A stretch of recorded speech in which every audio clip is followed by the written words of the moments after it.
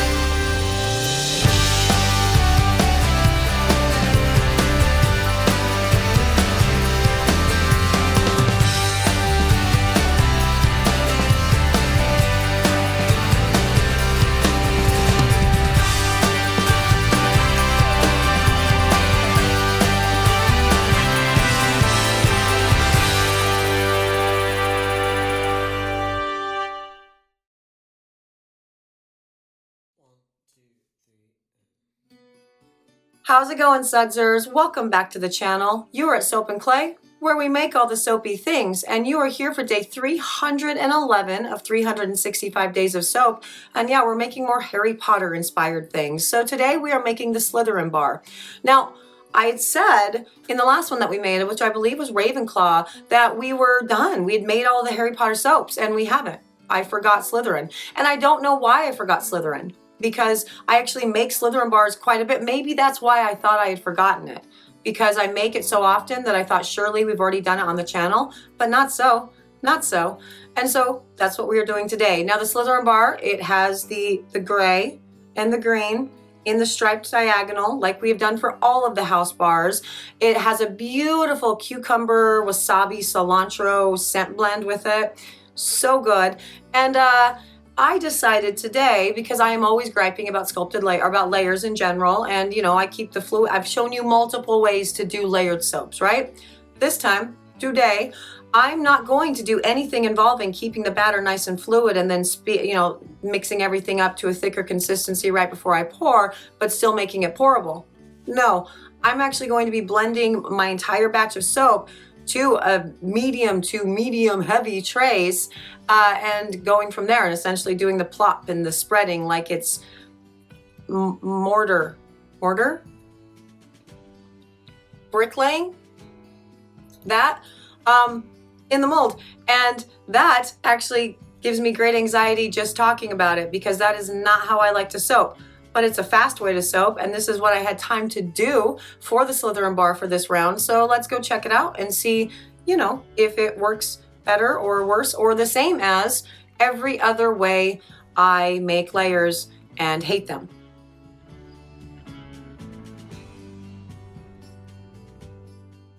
Okay, so House Slytherin. I think we now have done all of the Harry Potter soaps on the channel. And yeah, a lot of this gets kind of cut out because this becomes a very long pour. So with the house bars, I have shown you multiple ways of layering soaps. And in all actuality, none of them are really wrong, right? You can mix up individual batches and let the soap set up in the mold, and then pour the new fresh soap over the top to avoid any sort of air pockets and do all that. Yes, you can try to control your trace in your big batch and take stick blenders to the measured out portions to thicken it up before pouring it in. Yes, but what I'm going to do here is I'm basically going to just really thicken up both sides. This is my least favorite way of pouring layered soaps. but it's also the fastest. And so I'm conflicted with this, really, because I like fast for sure, but I hate thick soap. So yes, we're doing it this way. So I've actually measured out the entirety of the amount that I will need for the green stripes. These are 7 stripes. This is a 7-stripe, a 7-layer pour, and the amount that I will need for the gray stripes. And that is what we are rolling with, you know, today. Now, the scent for the Slytherin bar is a cucumber wasabi scent, and it's from Nature's Garden, I want to say. Yes, totally. And it's delightful. It is very bright. It is very clean. It doesn't smell anything like that cucumber, very popular cucumber thing from Bath & Body Works back in the day, right? And I love it. And then this one is actually called, like, because it's book 2 in the line, so it's called The Cucumber of Secrets, because all of that, all of the things, a lot of that designing the Harry Potter soap line was one of the most enjoyable. I mean, anybody who's been like watching the channel for half a second knows that we super love themes, and this was one of the first themes that I played on, because I mean, I spent so much time at university. Like I was actually, I think, at some point actively trying just to be a full-time student as like a career. And so I have lots and lots of knowledge as a result, but one of those things is I have a degree in literature because I like to read, and that was actually one of my easy things, right? Like that was an easy path to pursue, because that just meant that I got to read a bunch of really cool books and talk about them with people and different ideas and all the things, like debate. It was awesome. But with the when I did the Harry Potter line, it was very, very fulfilling because I loved the Harry Potter books. They were so good, and for what those books did for the youth of the nation that were increasingly becoming, or the youth of the world, really, that were increasingly becoming more and more disinterested in reading, and more into their, you know, their gaming systems and all their things, which is, I mean, no hate for that. Like, I really love video games as well. It was impactful and it was important. So I had a lot of fun designing these lines, and part of that really does come down to the scent blends and what the names are and how we turn, you know, witty phrases, whatever, all the things. So that was fun. Now, with this pour, as you can see, I just measured off a portion of the very thick green soap dough or soap batter and poured it in, and then measured off a portion of the very thick, you know, silvery gray that I need for the next layer, and I'm just spooning it on top. And then I'm just going to press it down a little bit and then go to the next. Again, this actually ends up being the fastest way to do layers, and also probably the best way to do layers that are straight. I just don't like thick soap batter is the thing. That's not my fave. So this whole thing, actually, even just watching this to talk about the process, is causing me like weird anxiety, which is always weird because I don't actually like, I'm not naturally like an anxious person, but certain things are like kind of triggering for me, and I guess this is one of them. Like this is a thing for sure. And but you know, it works, it's effective, and it is a great way to do the thing. It's still just wild, really. Yeah, because that's the thing, like sort of very gently pushing everything over into the sides, and then giving it a nice like spatula run to make sure that everything is reasonably even on the top, and then banging the crap out of it on the counter. I mean, it's all a thing. Yes. So, you know what I think we should do right now, actually, because we spend so much time actually talking about process, which is crazy because 7 Harry Potter soaps and we don't actually talk about Harry Potter. I think I did the same thing with Game of Soaps too. Like, oh, let's talk about process and why I made this smell like blah, blah, blah, or whatever. Yeah, no, I think we should talk about the things. Like the actual things. Like the literary things. Because that's fun. Also. And also it keeps my mind off of actually having to watch the screen the entire time that this is being made. And if you don't like talking about Harry Potter, you can just like mute me. But also, like, you're watching a Harry Potter soap being made, so you probably like Harry Potter. So let's talk about the houses, because we've never done that. And first up, I guess, would be Slytherin, because we're making the Slytherin bar. Now, Voldemort said at some point, right, something that has always really stuck with me, and it meant something different to me like 20 years ago when I first read it than it does now, especially after living, you know, the last like 4 years in America. Really. He said, there is no good or evil, there is only power, and those too weak to wield it or seek it or something. And that always like really resonated with me. It was like, that's cool. But also it's like, it's very much a trope. It's very much like this is a typical archetype. It's kind of what villains say in all of literature when they are trying to justify their actions. Like, we're not bad, we're just not afraid of using and wielding our power, so it's all fine, right? It's finesies. And I find that interesting that essentially that's what Slytherin has been known for, or has become known for forever, right? As a result, that's all Slytherin is just like the bad guys. And I mean, their traits are what, like cunning and ambitiousness and, you know, good leaders and those sorts of things. I mean, in the right hand, that power can be used for good. Like Albus Dumbledore is a prime example of being very powerful, but that power being wielded, you know, not irresponsibly. And I want to believe that more actual humans, not, you know, literary characters, but actual people, more often than not, that's what you're going to find. People wielding power responsibly, right? And so I kind of think Slytherin kind of gets the bad rap. Like, anytime we get, you know, Slytherin, you know, you do the Pottermore things or whatever, or anytime I do classes, the shop, and we're doing a Harry Potter themed class, and like how Slytherin comes in, you know, people are like hiss, and it's all in good fun, obviously, but also that's not fun to be hissed at, you know? So I don't think that it's fair that we just look at Slytherins as like the bad guys just because they happen to have produced the most bad guys in this particular story. There might be other bad guys that came from other houses. We just didn't hear their stories.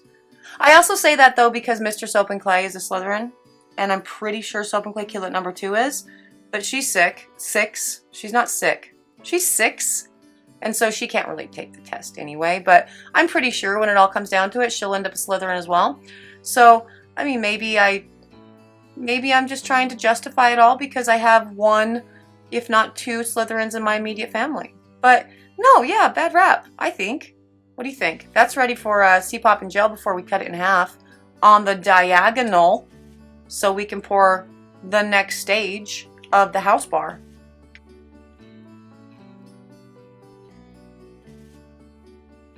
Oh yeah, I also named it Slytherinse because that's fun. Like, they all have fun names. I don't know.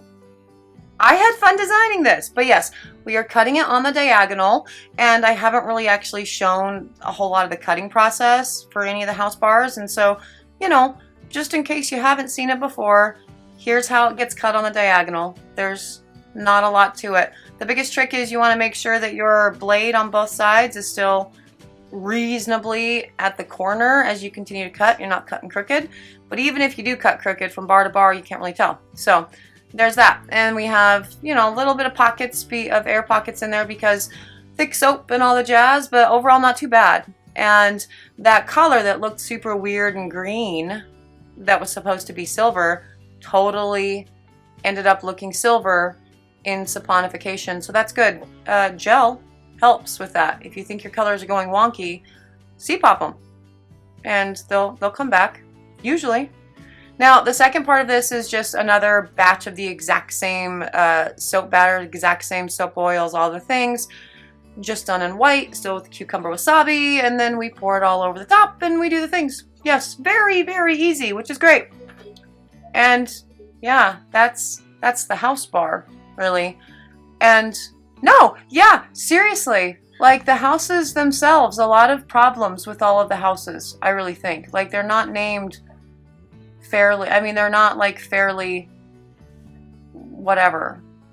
It's like Hufflepuff too. Why are they the lame ones? Their big characteristics are like loyal and hardworking, right? Why is that lame? Loyal and hardworking is good. Like, and also why is Hermione in Gryffindor? She's like a super brainiac, courageous and chivalrous and whatever, like a good friend. Like, is that why she's in Gryffindor? Because the hat knew that Harry was going to be in Gryffindor and he needed a good friend? She should be in Ravenclaw. That's where the smart kids live. You know, whatever. All of the things. It's very interesting how we have, you know, I don't know. Like, Hufflepuff is not lame. They're awesome. And Slytherin people, they're also awesome too. And so again, I wrote on the top of this one, there is no good or evil. ... Question mark.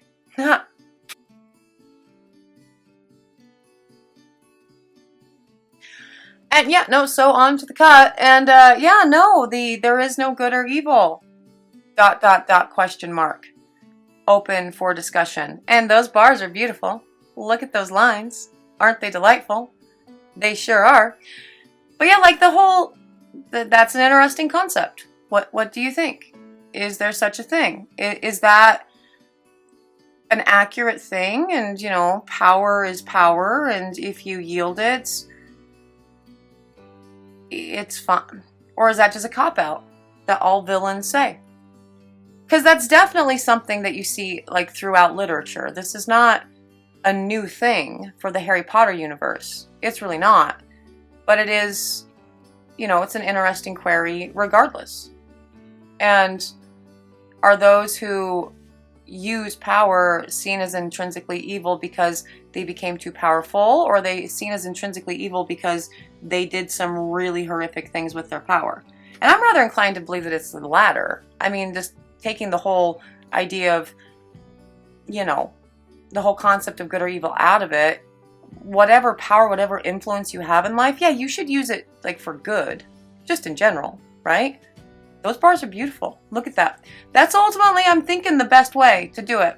Like, again, the whole thing caused me great stress and anxiety pouring thick soap, but how nice those lines look. That's pretty beautiful. And of course, no Harry Potter soap would be complete without the stamp, the house stamp. And that's the Slytherin stamp. And isn't it beautiful? Yes, it's so nice. I love the Harry Potter soaps. I understand that, like, the author of Harry Potter is canceled, which is why I'm not using her name or whatever, but those are different. I have different opinions and all that anyway, so it doesn't really matter. Harry Potter universe is fun. And I would actually like to see, you know, some fanfic come out from the different houses, particularly Hufflepuff, and maybe Slytherin, so they can get more of we can get more insight into the different people that exist within those houses, because I don't think that this particular story should actually define this previously unheard of magical world that the author created. And there they are, the Slytherin bars. And yeah, no, for as far as the actual pouring, definitely a faster process doing it this way. It's also a messier process. And that's very difficult when you have like ill-fitting gloves because COVID and it's hard to find gloves. And so it's all very messy. Everything around my station had a nice thin layer of fresh soap batter on it afterwards. So cleanup was actually more time consuming than I really like. And I don't experience that with nice liquid fluid soap batter. It doesn't get all over the place. For that one it did, but again, faster process for the actual pouring of the layers. So That's cool. If you are interested in the Slytherin bars, you can totally find them on the website at soapandclay.com. If you're interested in any other soapy fun, subscribe to the channel.